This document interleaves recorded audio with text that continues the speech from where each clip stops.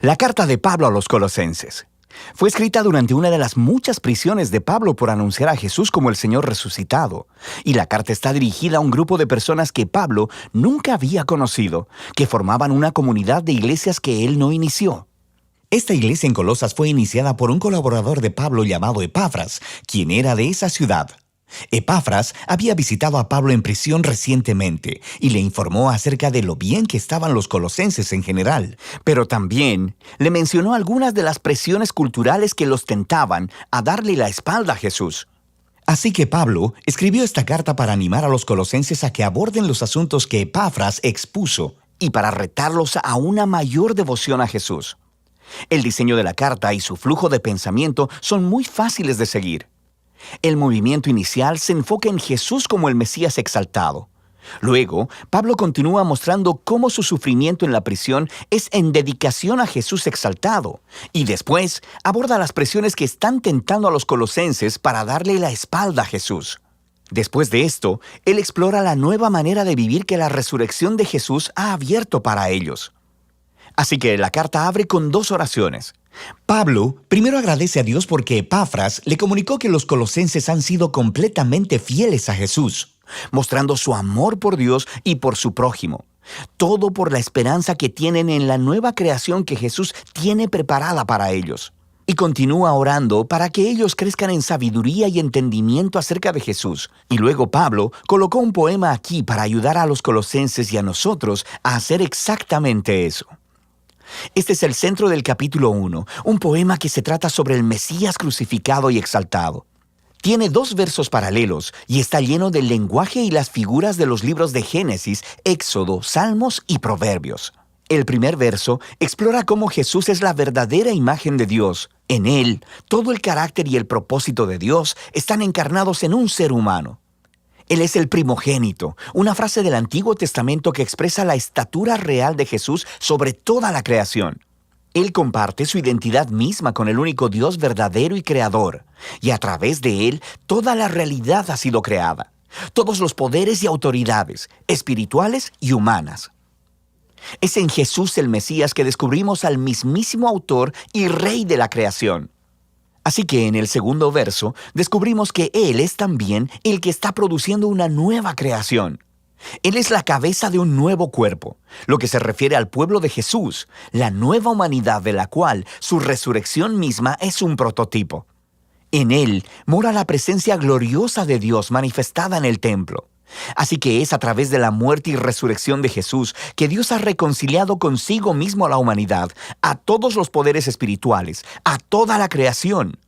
Este es un poema asombroso y Pablo continuará refiriéndose a él en el desarrollo de la carta.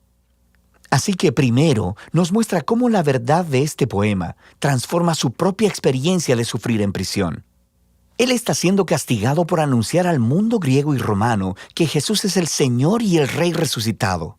Así que su sufrimiento, piensa él, no es una señal de derrota. En realidad es su manera de participar en el mismísimo sufrimiento de Jesús, realizado como un acto de amor. Y así, sus dificultades en realidad son una causa de gozo. Él está en prisión por las sorprendentes noticias de que el Mesías resucitado de Israel está creando una nueva familia multiétnica. Y aún más, así como la gloria divina mora en Jesús, Jesús mora en y a través de su familia internacional, o como dice Pablo, el Mesías en ustedes, la esperanza de gloria. Luego Pablo aborda las presiones culturales que están tentando a los colosenses a darle la espalda a Jesús. Ellos estaban siendo confrontados por una combinación de politeísmo místico junto con una presión por guardar las leyes de la Torá. Todos estos nuevos cristianos habían crecido adorando a los varios dioses griegos y romanos que gobernaban las diferentes arenas de la vida humana, y muchos de ellos simplemente concluyeron que Jesús era una deidad más a la que podían adorar.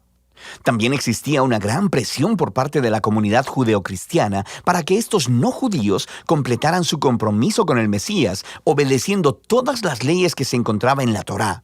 Específicamente, él menciona comer una dieta kosher, guardar los días sagrados y la circuncisión. Es un problema muy similar al que trató en la carta a los Gálatas. Para Pablo, ceder ante cualquiera de esas dos tentaciones es transigencia. Es fallar en entender quién Jesús realmente es y lo que Él hizo a su favor. Los colosenses solían vivir con miedo de los poderes espirituales y espíritus elementales, como Pablo los llama. Pero Jesús venció sobre estos con su muerte y resurrección. Él liberó a los colosenses de cualquier obligación hacia ellos, de la misma manera en que Jesús cumplió a nuestro favor todas las leyes de la Torá, las cuales, de todos modos, nunca tuvieron el poder de transformar el corazón humano egoísta. Y entonces, en función de lo que Jesús hizo en su vida, muerte y resurrección, no les falta nada. No necesita ser complementado con obediencia a las leyes. De cualquier forma, Él es la realidad a la que todas las leyes de la Torá apuntaban. En lugar de las leyes, los seguidores de Jesús tienen el poder de ser transformados por su resurrección, y eso es lo que Pablo continúa explorando. Seguir a Jesús significa unirse a su nueva humanidad, porque ahora sus vidas han sido unidas a la vida resucitada de Jesús.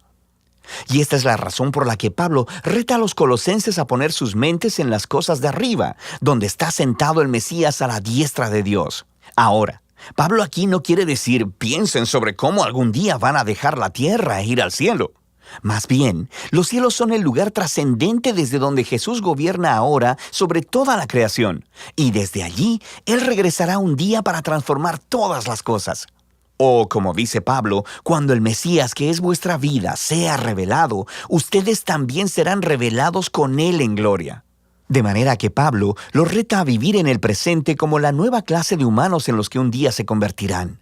Él usa la imagen de la vieja humanidad de ellos, caracterizada por una sexualidad distorsionada y una manera destructiva de hablar. Para los cristianos, esa humanidad murió con Jesús y ha sido reemplazada por la humanidad nueva de Jesús, la cual se caracteriza por la misericordia y la generosidad, por el perdón y el amor. Y esta humanidad trasciende las fronteras étnicas y sociales de nuestro mundo para crear, en las palabras de Pablo, un pueblo donde no hay griego ni judío, circunciso o incircunciso, esclavo o libre, sino que el Mesías es todo y en todos. Luego Pablo se pone muy práctico y le muestra a los colosenses cómo esta nueva humanidad podría lucir en el hogar romano del primer siglo, el cual era una institución realmente autoritaria, donde el patriarca tenía el poder sobre la vida y la muerte de su esposa, hijos y esclavos. Pero así no debía ser en el hogar cristiano. Aquí, el Jesús resucitado es el verdadero Señor. Así que en el Señor, la esposa le permite a su esposo hacerse responsable de ella, y el esposo está sujeto a Jesús al amar a su esposa y poner el bienestar de ella delante del suyo. En un hogar donde Jesús es Señor, los niños no son objetos, sino que son guiados a la madurez y al respeto, y los padres deben criar a los niños con paciencia y entendimiento. Los cristianos que son esclavos deben honrar a sus amos humanos, precisamente porque ellos no son el verdadero amo, sino Jesús. Y los cristianos que tienen esclavos deben entender que este esclavo no es su propiedad, sino más bien un compañero del cuerpo de Cristo que debe ser honrado y recibido en amor. Y aquí Pablo está caminando en una línea muy delgada. Él está moldeando la institución romana más básica alrededor de Jesús, quien gobierna el mundo con su amor sacrificial. Así que, aunque Pablo no abolió la estructura del hogar como tal, el Mesías exaltado demanda que ella sea transformada hasta el punto de ser casi irreconocible para cualquier romano que viva en Colosas. Puedes ver esto más claramente en la conclusión de la carta. Después de una petición de oración, Pablo aplica estas instrucciones sobre los amos y esclavos cristianos, y descubrimos que Tíquico es el que llevará y leerá esta carta a los colosenses. Y él está acompañado de un tal Onésimo, quien era un ex esclavo de un cristiano colosense llamado Filemón. Y descubrimos de otra carta dirigida a Filemón que Onésimo había escapado de su amo. Este era un crimen digno de prisión.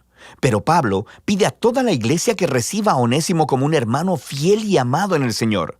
Y luego, en la carta a Filemón, Pablo dice que él debe recibir a Onésimo ya no como un esclavo, sino como a un hermano.